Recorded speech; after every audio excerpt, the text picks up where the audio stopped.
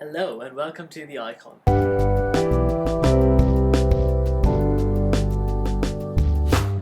Ever heard the word Windrush and wondered what it means? In this video we've got expert journalist and author Amelia Gentleman, who was instrumental in exposing the scandal.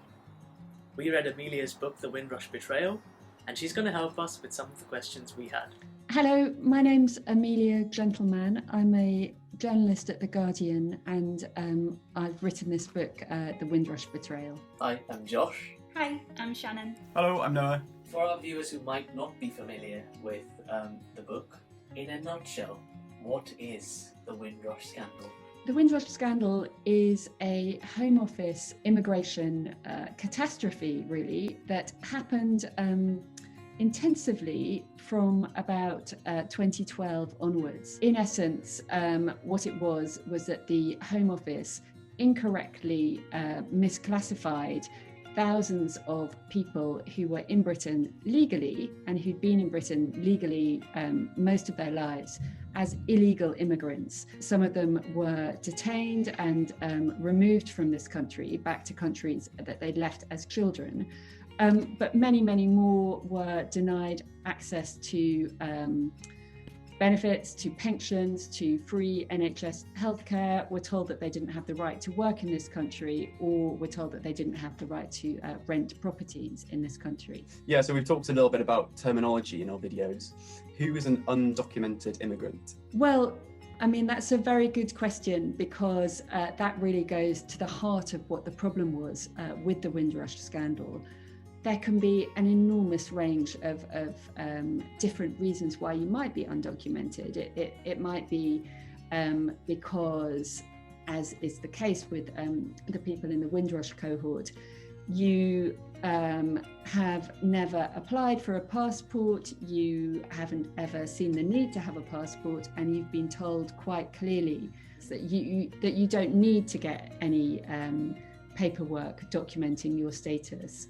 I think the really critical thing to remember is that in Britain we don't really have a kind of ID card mentality, and so the fact that you don't have documentation doesn't in itself mean that you have done anything wrong or that you have got questionable status. As a YouTube channel, we've encountered many migrants who are justifiably hesitant to speak to us about their stories, either because of the trauma they've been through or because they fear ill treatment by the Home Office in the future. We're wondering how you managed to persuade so many to tell you their stories. Yeah, it's a really, really difficult thing, because everybody who I interviewed about this issue, I was interviewing because they'd been misclassified by the Home Office as being here illegally. And in a way, the last thing you want to do when you've been sent a notification from the Home Office is to talk about it.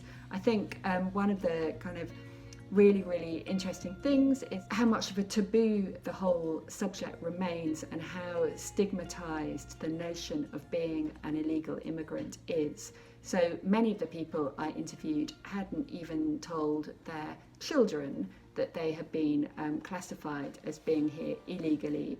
But it did become a lot easier because of the very peculiar way that the Home Office decided to handle this whole unravelling problem. And so after a while, I was able to kind of reassure people who I wanted to interview about this, that not only was it possibly quite a constructive thing to do in terms of awareness raising about a problem, but also it might also have a kind of very positive effect for them personally. So sometimes people got their documents couriered to their home, you know, within days of having done an interview. Yeah, it was really remarkable.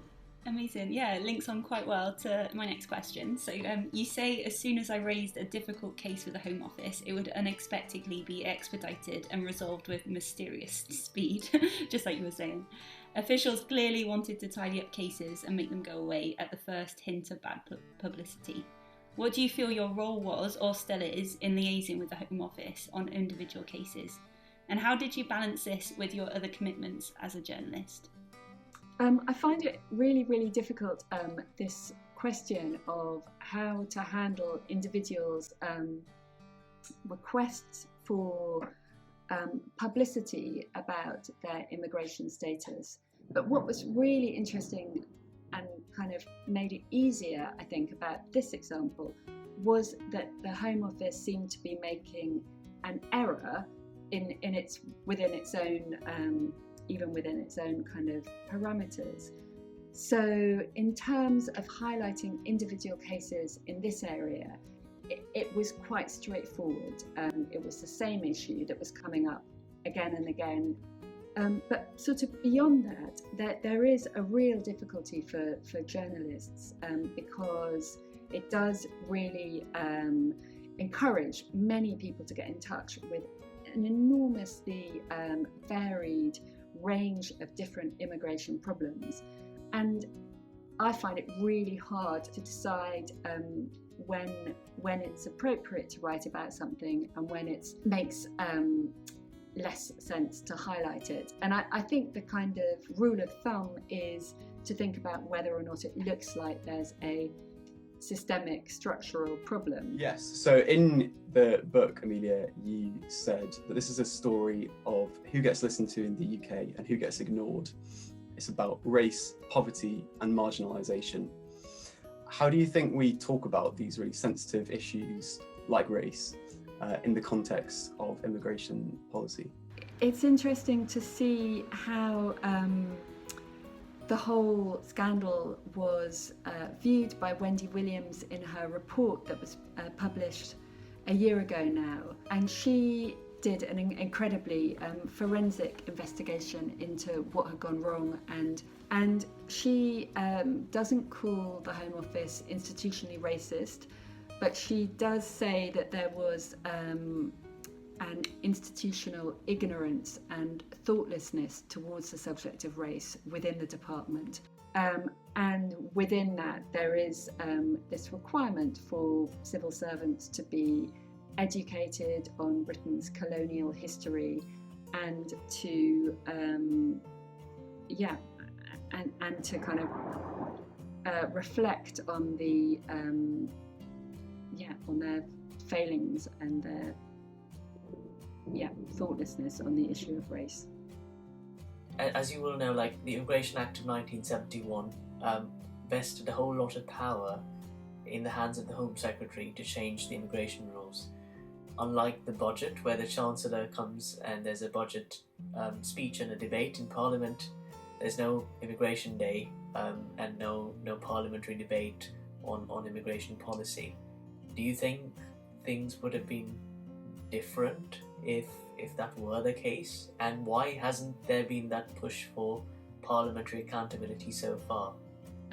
It's a really good question. I'd never thought about that as a parallel, but you're right. It is a really powerful parallel. But I think part of the problem has been that there has been quite a kind of cross-party consensus on immigration and on the need for immigration controls to be very tough. Aspects of the hostile environment had existed under Labour, and some of the kind of very tough sanctions for people who were unable to prove that they were here legally were introduced under Labour. I suppose all that goes to say that an annual parliamentary debate on immigration might not have as much opposition, I suppose, from the opposition benches as we perhaps might assume, given the level of criticism directed towards the government over Windrush. Thanks. Final question.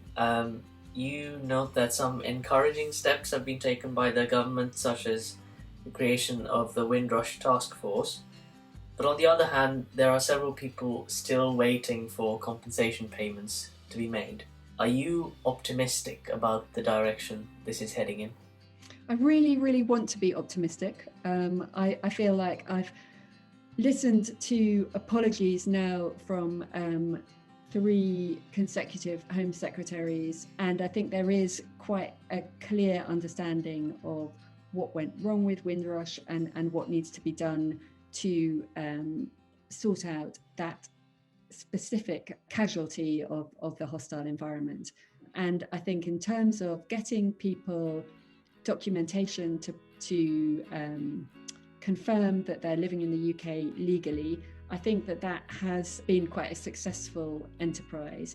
The compensation scheme, which is run by a slightly different group of people within the Home Office, has been incredibly slow, has been a very painful and traumatic thing for a lot of people to apply for, because many of the people applying have been required to give more and more and more documentary evidence of the difficulties that they suffered. But there has been a kind of real commitment to reform the compensation programme, and we're beginning to see the speed with which payments are being made really, really increase.